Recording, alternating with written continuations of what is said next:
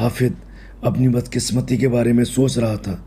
कल बैतलहम में उसका चौथा दिन होगा और जिस वस्त्र को लेकर वह कारवां से खुशी खुशी चला था वह अब भी उसके खच्चर पर लदा था, जो सराय के पीछे एक गुफा के मुहाने पर बंधा था। वह इतना परेशान था, उसकी शंकाएं उसके मन को विचलित करने लगी थीं। लोग मेरी बात को पूरा क्यों नहीं सुनते? मैं किस तरह लोगों का ध्यान आकर्षित करूं? मेरे 5 शब्द कहने से पहले ही लोग दरवाज़ा बंद क्यों कर देते हैं? मैं उनके इस बात का क्या जवाब दूं कि माल तो उन्हें बहुत पसंद है, परंतु इसे खरीदने के लिए उनके पास पैसे नहीं हैं। इतने सारे लोग मुझसे ये क्यों कहते हैं कि मैं बाद में किसी और समय अपना माल बेचने आऊं? मुझसे एक वस्त्र नहीं बिक पा रहा है और दूसरे लोग इतना सारा सामान किस तरह बेच लेते हैं। जब भी मैं किसी बंद दरवाजे के पास जाता हूँ तो मुझे इतना डर क्यों लगता है? मैं अपने मन से इस डर को कैसे निकालूं? कहीं ऐसा तो नहीं कि दूसरे सेल्समैनों की तुलना में मेरे सामान की कीमत ज़्यादा हो? वह सोच रहा है शायद उसकी ज़िंदगी में, उसकी तकदीर में ये व्यवसाय करना नहीं लिखा है। शायद वह जिंदगी भर ढोरों को ही संभालता रहेगा। हर दिन की मेहनत के बदले उसे चंद सिक्के ही मिलते रहेंगे। फिर उसके मन में अचानक अपनी उस प्यारी सी दोस्त लीशा का ध्यान आया और उसके पिता जो इतने अमीर हैं और उनका। तो वह एक साहसी युवा की तरह उठ खड़ा हुआ और वह अब सोचने लगा कि वह अपना वस्त्र हर हालत में बेच देगा। यही नहीं, वह इतने जोश में बोलेगा कि वस्त्र अच्छी कीमत में बिक जाएगा। जिस गुफा में उसका जानवर बंधा था, उस गुफा में रोशनी देखकर वह एक संग चौंक गया और उसने गुफा की तरफ अपने कदमों की रफ्तार तेज कर दी। वह डर गया था कहीं गुफा में कहीं कोई चोर तो नहीं घुस आया जो उसके वस्त्र को चुरा ले। जब वह गुफा के अंदर गया तो उसने देखा एक मोमबत्ती की रोशनी, एक दाढ़ी वाला आदमी और एक युवा महिला करीब सटे हुए बैठे थे और बगल में एक नवजात शिशु सोया हुआ था। हाफिज इन लोगों के बारे में नहीं जानता था, लेकिन बच्चे को देखकर लग रहा था वो अभी अभी पैदा हुआ है। हाफिज ने एक बार उस बच्चे की तरफ देखा। उसने मंत्रमुग्ध होकर देखा कि किस तरह बच्चा अपना छोटा सा मुंह खोलता और बंद करता है जैसे मुस्कुरा रहा हो। पशुपेश और उलझन भरे कष्टकारी क्षणों के बाद ये भावी सेल्समैन अपने खच्चर की तरफ चल दिया। उसने अपना गट्टर खोलकर उसमें से वस्त्र निकाला। पिछले 3 दिनों में वह कितनी बार इस वस्त्र को अपने थके हुए हाथों में लिया था। ऐसा लगता था जैसे वह इसके रेशे रेशे से वाकिफ हो। हाफिज ने अपनी आंखें मूंदी और मुंह से आहार निकाली। फिर वह तेज कदमों से चलकर उस छोटे परिवार के पास गुफा में और अंदर पहुंच गया। हाफिज नवजात शिशु के पास झुका और पहले तो उसने पिता के फटे हुए कोट को हटाया और फिर माँ के कोट को। उसने उनके कोट को उन्हें वापस कर दिए। दोनों ही हाफिज के इस दुस्साहस से इतने हैरान थे कि वह कुछ कहे या कर नहीं पाए। फिर हाफिज ने अपने कीमती लाल वस्त्र को खोला और सोए हुए बच्चे के चारों तरफ आहिस्ता से लपेट दिया। जब हाफिज अपने खच्चर को गुफा से बाहर ले जा रहा था तो युवा माँ के चुम्बन से उसके गाल अभी भी गीले थे। उसके ऊपर आसमान में एक चमकदार सितारा चमक रहा था। हाफिज ने अब तक इतने सितारे देखे थे, लेकिन इस सितारे की चमक उन सभी सितारों से बहुत ज़्यादा थी। जब तक कि उसकी आंखों में आंसू नहीं आ गए तब तक वह उसकी तरफ देखता रहा और फिर वह उस रास्ते पर चल दिया जो शहर के मुख्य दरवाजे से बाहर निकलकर यरूशलेम और फिर पहाड़ पर उसके कारवां तक जाता था। हाफिज का खच्चर बहुत धीमी चाल से चल रहा था। हाफिज का सिर नीचे था, इसलिए उसने ये नहीं देखा कि ये चमकता हुआ सितारा उसे रास्ता दिखा रहा था। उसने ये मूर्खतापूर्ण काम क्यों किया? वह तो गुफा में बैठे लोगों को जानता तक नहीं था। उसने उन लोगों को ये वस्त्र बेचने की कोशिश क्यों नहीं की? वह पाथरोस को क्या जवाब देगा? जब उन्हें पूरी बात पता चलेगी कि उसने उस वस्त्र को किस तरह से दान में दे दिया तो वे ये सुनकर जमीन पर लोटपोट होने लगेंगे। मुनाफे के साथ बेचने के बजाय उसने इतना कीमती वस्त्र दान में दे दिया, और वह भी गुफा में एक अजनबी बच्चे के लिए।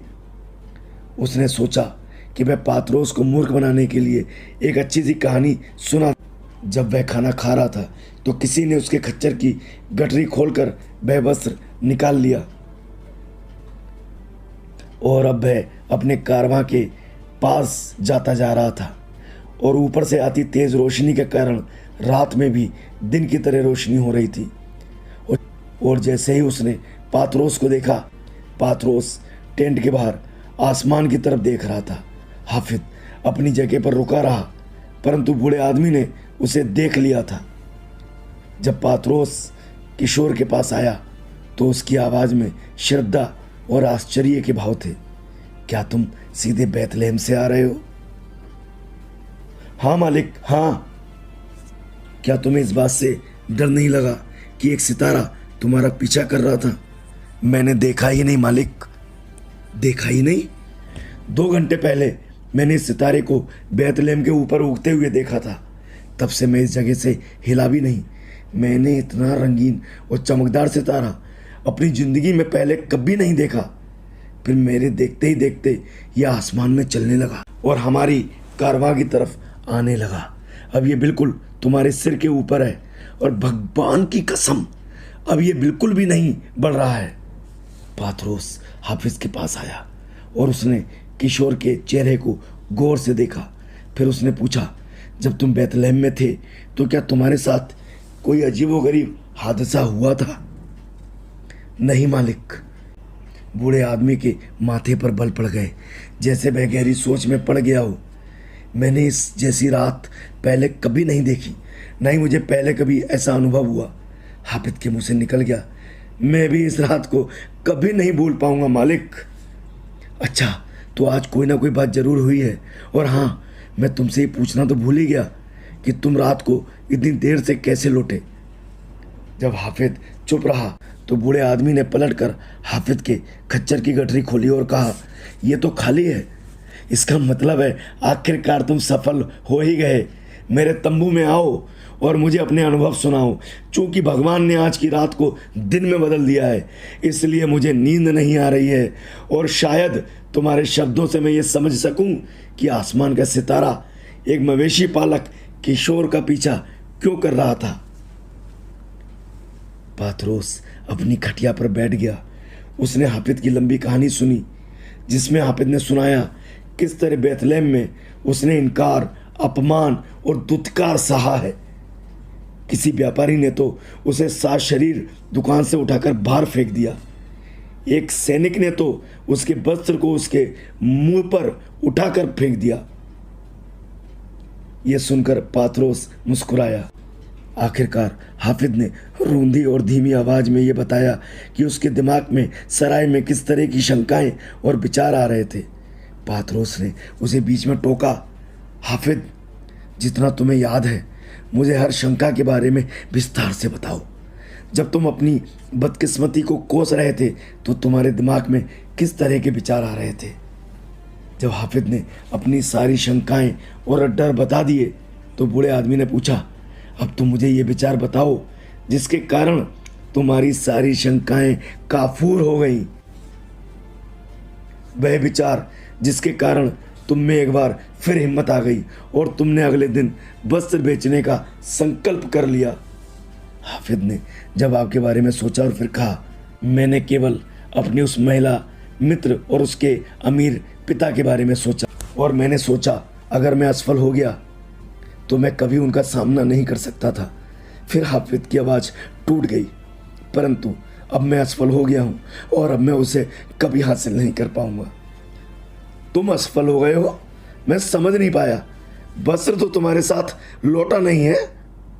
हाफिज ने गुफा की, बच्चे की, वस्त्र की पूरी कहानी इतनी धीमी आवाज में सुनाई कि पात्रोस को पूरी बात सुनने के लिए आगे की ओर झुकना पड़ा। और बोल रहा था तो पात्रोस बार बार खुले तंबू के बाहर देख रहा था, उस सितारे की तरफ जिसकी रोशनी अभी तक कम ना हुई थी। हैरान चेहरे पर एक मुस्कुराहट आ गई और उसने देखा ही नहीं कि किशोर ने अपनी कहानी खत्म कर दी थी। और अब वह सुबक रहा था। जल्दी ये सुबकियां बंद हो गईं और उस बड़े तंबू में सन्नाटा छा गया। हाफिज की हिम्मत नहीं हो रही थी कि वह अपने मालिक की तरफ देख भी सके। वह हार गया था। उसने ये साबित कर दिया था कि वह मवेशी पालक से ज़्यादा कुछ नहीं बन सकता।